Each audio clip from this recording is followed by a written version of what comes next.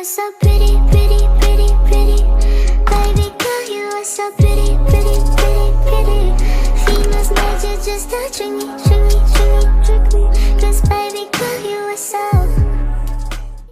Halo beauty lovers, welcome back to Beauty Talks, tempat dimana kita bakal ngobrolin soal estetika tapi dari sisi yang paling jujur. Hari ini spesial banget karena kita bakal bahas isu yang lagi panas-panasnya nih teman-teman, dimana ada pasien yang mengalami kejang-kejang selama 12 jam dan koma hampir 1 bulan setelah melakukan tindakan filler. Kedengarannya aja udah serem banget ya beauty lovers. Tapi seperti biasa kita nggak akan main tuduh-tuduhan di sini. Jadi aku sudah hadirkan para dokter dari klinik yang bersangkutan, yaitu klinik Aurelia Derma Klinik. Halo Dokter Novita, selamat datang. Halo Mbak Gisya, senang bisa hadir di sini. Selalu saya ucapin terima kasih terlebih dahulu ya Mbak ya, karena udah mengundang kami untuk datang ke podcast ini. Sebenarnya memang pembahasannya sangatlah berat untuk kami, tetapi gak apa-apa karena kami akan jadikan podcast ini sebagai momentum penting untuk menyuarakan dan juga menjelaskan kepada publik sebenarnya apa sih yang terjadi kayak gitu. Oke, terima kasih Dokter Novita. Oke, selanjutnya ada Dokter Dinda selaku spesialis dermatologi dan venerologi. Selamat datang Dokter, halo. Halo Mbak Gisya, halo semuanya. Terima kasih sudah memberikan kami ruang untuk berbicara. Tentunya kami juga akan membahas edukasi mengenai medis estetika. Terima kasih. Oke, jadi podcast kali ini bukan sembarangan podcast, tapi ini juga merupakan suatu upaya dari pihak klinik sebagai konferensi pers terbuka ya dokter ya? Betul, karena memang kami ingin publik mengetahui sebenarnya apa sih yang terjadi dan tidak hanya menuduh kami sebagai lari dari tanggung jawab ya, karena kami memang sebenarnya itu melakukan sebaliknya. Kami secara tidak langsung membuka komunikasi secara transparan dan juga jujur kepada publik agar publik bisa mengetahui sebenarnya apa sih yang terjadi, karena kami paham betul kalau misalnya kepercayaan publik itu tuh sangatlah mahal dan kami nggak mau itu tersia-sia gitu aja.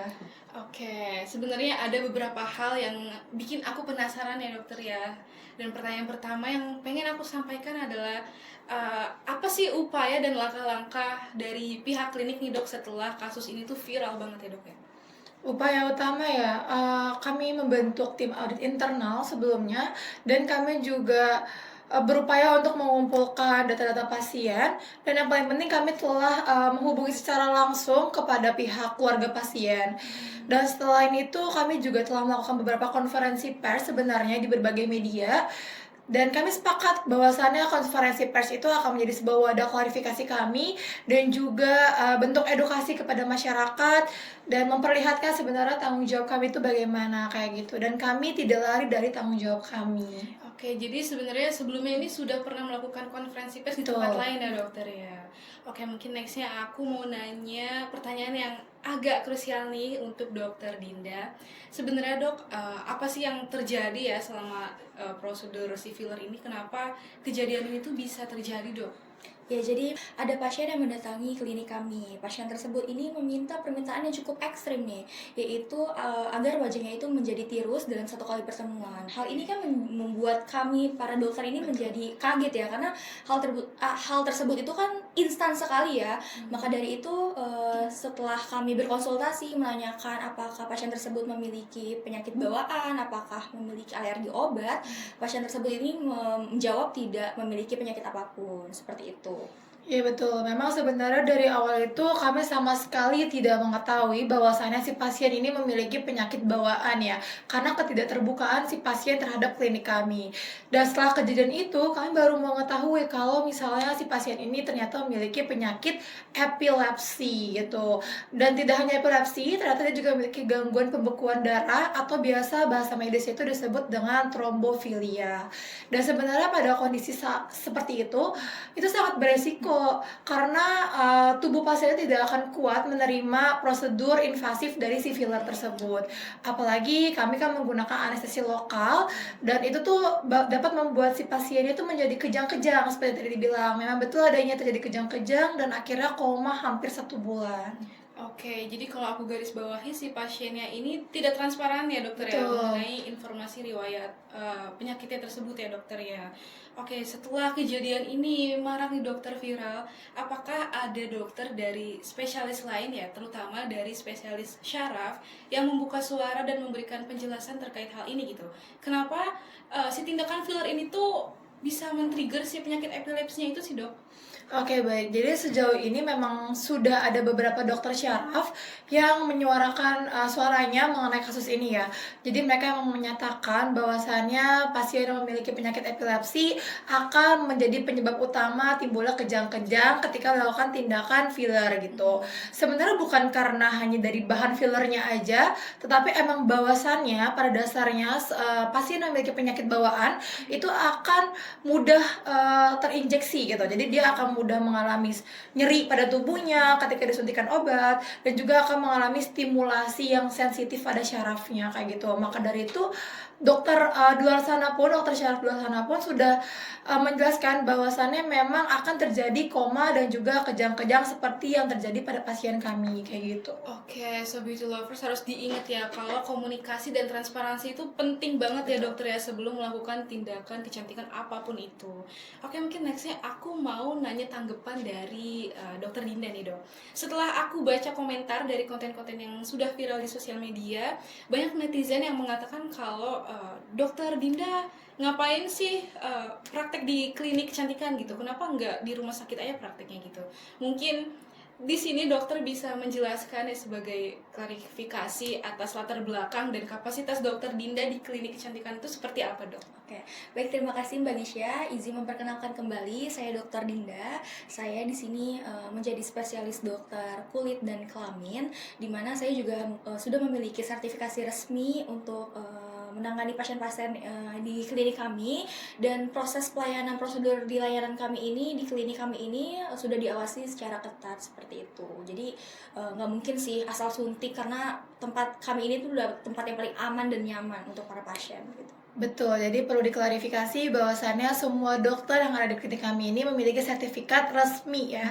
Jadi mereka tidak hanya bekerja secara asal, tapi memang mereka sudah sekolah terlebih dahulu, memiliki sertifikat terlebih dahulu, seperti itu. Oke, beauty lovers. Jadi gak ada sama sekali yang namanya malpraktek atau asal-asal suntik itu ya dokter ya. Jadi semua dokter di sini sudah bersertifikat secara resmi gitu, beauty lovers. Dan belakangan ini juga aku udah sering lihat sosial media dari klinik dokter, dimana sosmed kalian tuh aktif juga ya mengupload konten-konten gitu.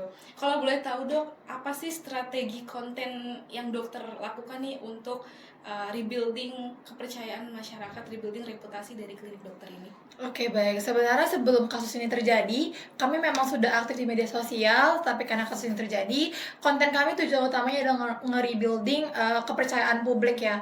Dan kami itu memiliki satu konten yang mungkin teman-teman udah bisa lihat sendiri di media sosial kami, seperti Instagram dan juga TikTok. Ada satu konten yang berjudul Tanya Dokter Asli, yang biasanya kami siarkan secara langsung di live Instagram ataupun TikTok, yang udah pasti tentunya sama dokter-dokter bersertifikat dan tentunya ada dokter Dinda. Dan di sana kalian bisa bertanya-tanya mengenai treatmentnya apa aja, bagaimana cara bekerja fillernya dan lain sebagainya. Dan tidak hanya itu, sebenarnya ya kami memiliki konten seperti animasi gitu yang kami sebarkan di media sosial agar para audiens tuh ada bayangannya gitu ketika mereka melakukan treatment filler kayak gimana, hasilnya bagaimana, dampak negatifnya bagaimana. Jadi mereka tahu nih konsekuensi setelah melakukan tindakan treatment terlebih dahulu gitu.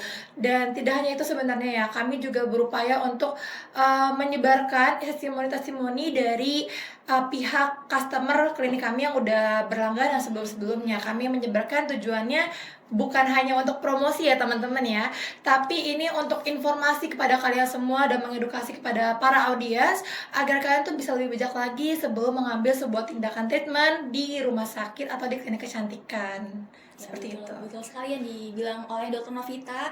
Kami juga sudah menyertakan QR barcode, di mana di dalam barcode tersebut berisikan video edukasi untuk para pasien.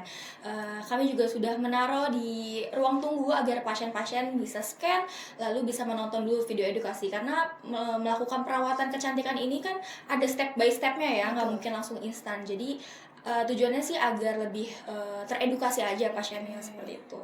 Tapi apakah sudah cukup yakin dok atas konten tersebut nih dok, kalau itu benar-benar bisa nge-rebuilding reputasi dari klinik gitu dok? Apakah ada cara lain nih dok untuk bikin si pasien itu stay dan gak pindah ke klinik lain gitu? Gimana dok? Oke, saya rasa dengan keterbukaan kami seperti ini dan di media sosial, customer kami, pasien-pasien kami pada bisa melihat ya bahwasannya kami sangatlah bertanggung jawab atas kejadian yang telah terjadi. Kami juga sangat berupaya untuk memberikan yang terbaik pada pasien-pasien kami. Kami berusaha setransparan mungkin agar mereka melihat tindakan yang kami perbuat gitu, dan kami percaya bahwasannya usaha kami nggak akan sia-sia ya, dan mereka akan terus membersamai kami gitu. Dan untuk para pasien-pasien kami yang baru mengenal klinik kami, jangan takut, jangan khawatir, karena kami telah memberikan yang terbaik untuk kalian semua gitu. Jadi kalian bisa datang aja langsung ke klinik kami dan mencoba terlebih dahulu treatmentnya.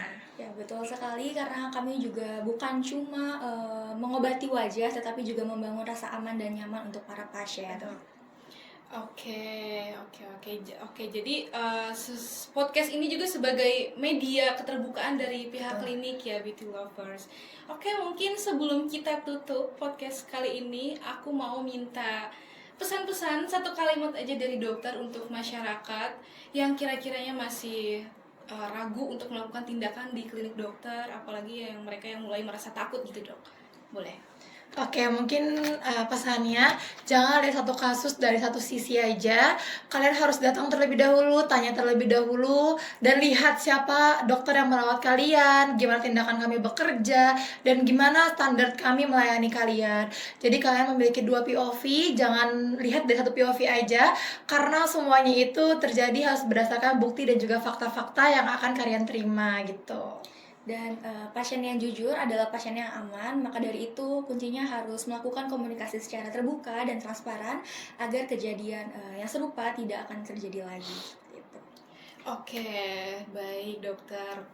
Podcast kali ini tuh cukup insightful ya dokter dan teman-teman. Semoga episode kali ini tuh bisa menjadi edukasi buat beauty lover semuanya. Sebelum kita tutup podcast kali ini, aku mau ngucapin terima kasih lagi kepada dokter Novita dan dokter Dinda sudah memberikan edukasi yang sangat-sangat bermanfaat untuk kita semua.